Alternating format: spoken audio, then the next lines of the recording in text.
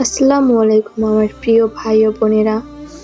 আজ আমি তোমাদের মাঝে এমন এক নামাজের কথা বলবো যা মানুষের জীবনে অদ্ভুত পরিবর্তন নিয়ে আসে।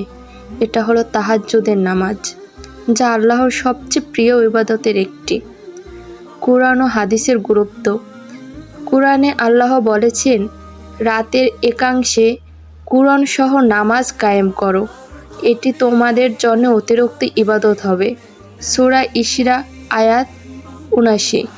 রাসূলুল্লাহ সাল্লাল্লাহু আলাইহি ওয়াসাল্লাম বলেন, ফজরের নামাজের পর সর্বোত্তম নামাজ হলো রাতের নামাজ।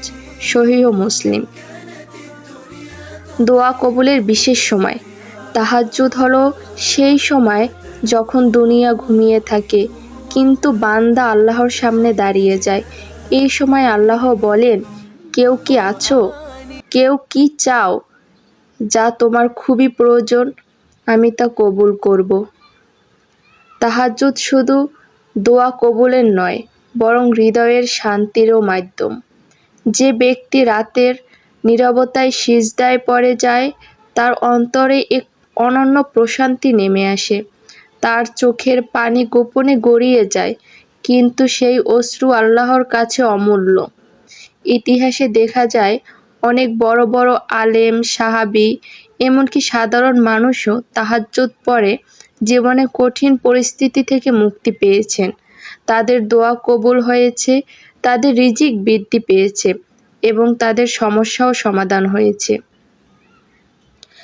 আমরা দিনের বেলায় ব্যস্ত থাকি, কাজে, পড়াশোনায়, সংসারে, কিন্তু যদি প্রতিদিন একটু চেষ্টা করি রাতের শেষ অংশে উঠে 2 রাকাত তাহাজ্জুদ নামাজ পড়তে, তাহলে হয়তো আমাদের জীবন পরিবর্তন হয়ে যাবে।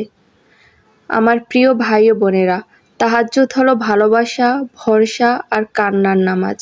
এখানে আমরা আল্লাহকে সবচেয়ে কাছে পাই।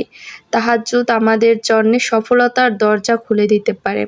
তাহলে আসুন আজই সংকল্প করি, রাতের আঁধারে কিছু সময় আল্লাহর জন্য রাখব, ইনশাআল্লাহ। আমার এই চ্যানেলে দোয়া কবুলের গল্প এবং আমল এবং ইসলামিক মোটিভেশন শেয়ার করা হয়।